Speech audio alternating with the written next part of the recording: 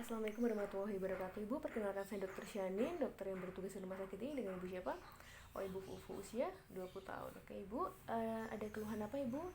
Oh, oke. Jadi ini ya, payudara sebelah kanannya ada kayak lecet gitu ya. Oh, Ibu sedang menyusui ya? Oh, oke. Oke, Ibu. Oke, jadi begini, Ibu, berdasarkan dengan keluhan yang telah Ibu sampaikan, saya izin untuk memeriksa Ibu. Cuma nanti ini, Bu, saya meminta tolong dan meminta izin juga untuk Ibu melepaskan pakaian. Sekiranya Ibu bersedia, apakah Ibu bersedia? Oh, oke, Ibu bersedia ya. Oke, silakan Ibu untuk menuju ke bed pemeriksaan. Oke, kemudian pasien telah menuju ke bed pemeriksaan. Oke, setelah itu pasien ini ya membuka seluruh pakaian hingga pinggang dan duduk di tepi kursi dengan kedua lengan di samping ya, dengan posisi di samping. Kemudian yang selanjutnya adalah kita lakukan inspeksi umum ya.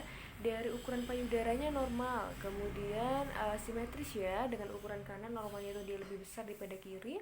Kemudian konturnya juga normal, kemudian warna terdapat kemerahan pada payudara bagian kanan seperti itu. Kemudian tapi tidak didapatkan jaringan parut ya, serta pola vena pada kulitnya itu nampak normal dan tidak begitu terlihat. Kemudian tidak ada cekungan ataupun fistel di kulit, tidak ada ulkus, tekstur kulitnya pun juga tidak terlihat adanya nodul seperti itu.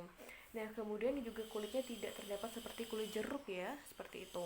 Nah, kemudian yang selanjutnya adalah kita lihat dari puting payudara, ternyata simetris, namun pada puting payudara kanan terdapat tanda-tanda inflamasi ya, sehingga menyebabkan sedikit bengkak ya, dan juga ada lecet. Kemudian tidak ada eversi, tidak ada pendataran ataupun inversi. Kemudian selanjutnya pada puting tidak didapatkan squama, serta tidak didapatkan duh yang menandakan adanya keganasan ataupun adanya ectasia ductus seperti itu. Kemudian kita cek pada bagian aksila ya. Kita cek pada bagian aksila bahwasanya pasien ini silakan Ibu ya untuk tangannya ditaruh di kepala seperti ini. Kemudian kita cek kembali, kita lakukan proses inspeksi ulang ya, dengan cara kita melihat apakah ada asimetrisitas atas antar aksila seperti itu, apakah di situ ada nodul ya, ternyata tidak ada, semuanya tampak normal di bagian aksila. Oke, yang selanjutnya kita lakukan adalah kita lakukan perasat, yaitu adalah dengan kita miringkan badan ke depan seperti itu. Ibu silakan miring badan ke depan.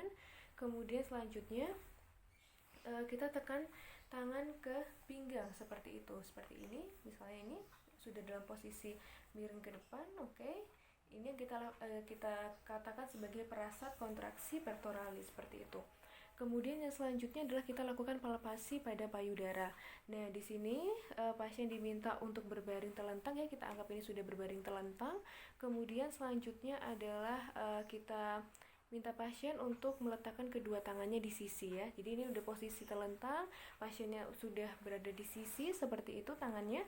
Kemudian selanjutnya adalah kita tanyakan pada kita minta pada pasien bahwasannya tangan diletakkan di atas kepala ya, seperti ini, seperti itu, seperti ini.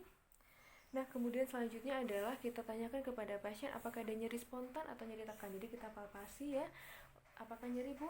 Oh, ya nyeri ya, yang di bagian kanan. Oke. Kemudian yang selanjutnya kita mulai pemeriksaan di sisi yang asimptomatis terlebih dahulu, karena tadi normalnya di sisi yang kiri dan yang sakit di kanan, berarti kita mulai di sisi yang kiri terlebih dahulu. Oke. Selanjutnya kita minta ibu silakan untuk menunjuk bagian yang sakit. Oke, ibunya menunjuk di bagian puting ya, di puting bagian kanan. Oke. Selanjutnya ini ya, untuk palpasi payudara itu harus dilakukan dengan mempertahankan tangan tetap datar secara lembut seperti ini ya, seperti ini. Kemudian kita lakukan gerakan memutar jaringan payudara sembari menekannya ke dinding dada seperti itu gitu ya, seperti itu.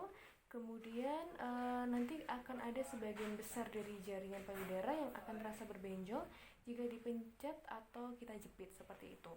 Nah, kemudian kita mulai dari bawah areola dulu ya. Kemudian kita lanjutkan ke arah luar dengan pola melingkar ya, seperti ini, untuk memastikan bahwa semua kuadran payudara itu sudah terpalpasi dengan baik seperti itu. Dan kita periksa payudara dalam dua bagian dengan cara sistematis dari atas ke bawah seperti itu ya, gitu. Yang selanjutnya, pemeriksaan terakhir adalah kita mengecek apakah adanya benjolan. Misalnya kita menemukan benjolan, maka kita bisa perhatikan dari posisinya misalnya posisinya ada di bagian dekstra, kemudian warnanya merah, bentuknya itu bulat yang simetris ya, berarti buat reguler bukan irregular. Kemudian selanjutnya kita cek ukurannya tidak terlalu besar, yaitu sekitar 1 cm. Kemudian permukaannya licin ya, tidak berdungkul-dungkul. Kemudian sifat kulit sekitarnya juga ada kemerahan. Kemudian ternyata tadi didapatkan nyeri tekan.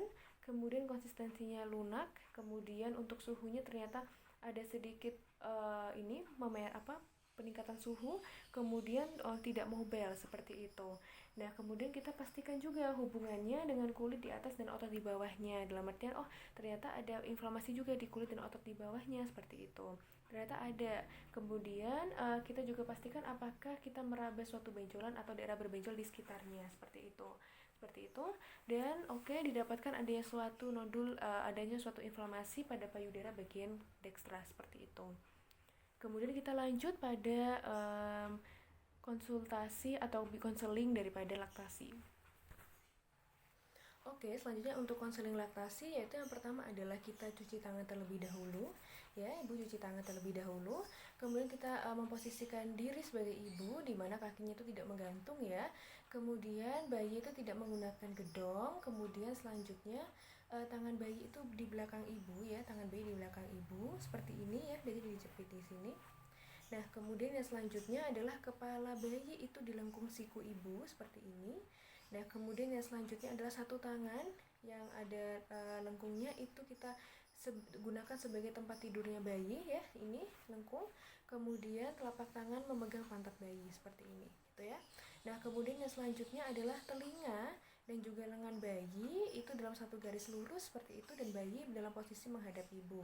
Nah, kemudian selanjutnya adalah mengeluarkan ASI dan mengoleskannya itu di sekitar puting ya, untuk bisa melakukan desinfeksi dan juga untuk menjaga kelembapan dari puting seperti itu.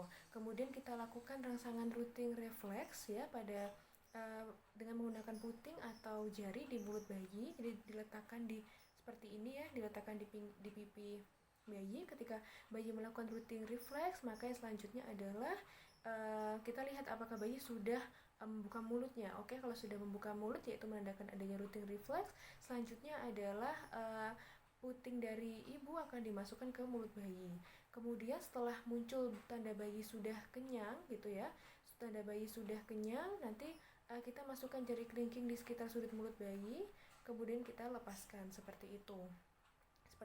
Kemudian selesai, bayi kita letakkan di tempat tidur seperti ini. Nah, kemudian kita juga harus memperhatikan bahwasanya sebagian besar areola mame itu nanti harus masuk ke mulut bayi seperti itu. Kemudian tidak boleh ada suara decak ya. Apabila ada suara decak, maka itu berarti perlekatan antara mulut dan puting bayi itu tidak benar.